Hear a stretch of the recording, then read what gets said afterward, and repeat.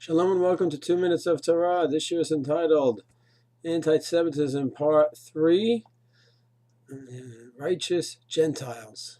We learned in the previous shir that this is not a typical hatred that negotiations can work through.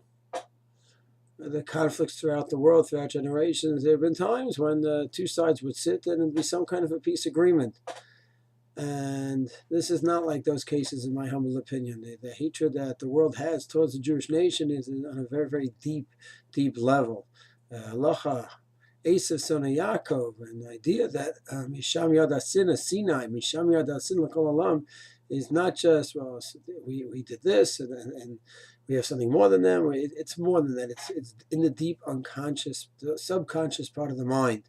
And therefore, you could talk from today to tomorrow with the UN. There's just no one to talk to. And they themselves think they are being rational, but they're not.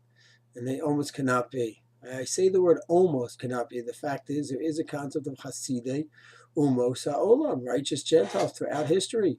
In the Holocaust, Gentiles that risked their lives to save Jewish people. Prime Minister of Canada, he goes ahead, he's very outspoken, pro-Israel, and it might cost him his job even. So you do have such a concept. So how do we balance out the Esav son of Yaakov and Hasidei Umos HaOlam?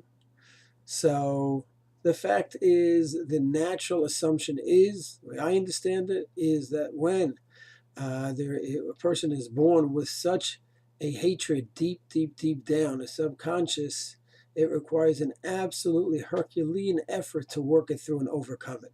When there's a conscious desire, okay, right now there's $1 million in front of me and I could go ahead and have some kind of a scandal and trick the books and take that money, so I have a conscious desire for the money, and of course I have the Yetzer Tov not to do it.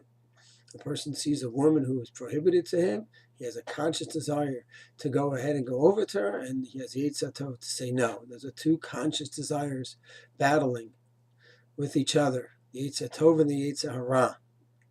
But when it is regarding the Jewish people, it's a deep-rooted subconscious desire that the person may not even be aware of, versus Yetzer Tov to somehow overcome it, and usually it's not much of a battle. However, it does not mean there is no battle and doesn't exist. A person could go ahead and dig very deep down into his psyche and overcome even deep-rooted ideas and philosophies and emotions that he may have. And even if it's a deep one that he inherited for hundreds and hundreds of generations, to have this natural hatred toward the Jewish people, it doesn't mean it cannot be overcome, but it's a rare phenomena for a person to be able to use his conscious mind and somehow dig deep enough to overcome the subconscious desire to hate and put down the Jewish people. Baruch Hashem, we do have Hasidei Umos HaOlam, and Baruch Hashem, we hope and pray for a day when B'mehera V'yameinu, somehow we need a lot of hashgacha, a lot of divine help for this one.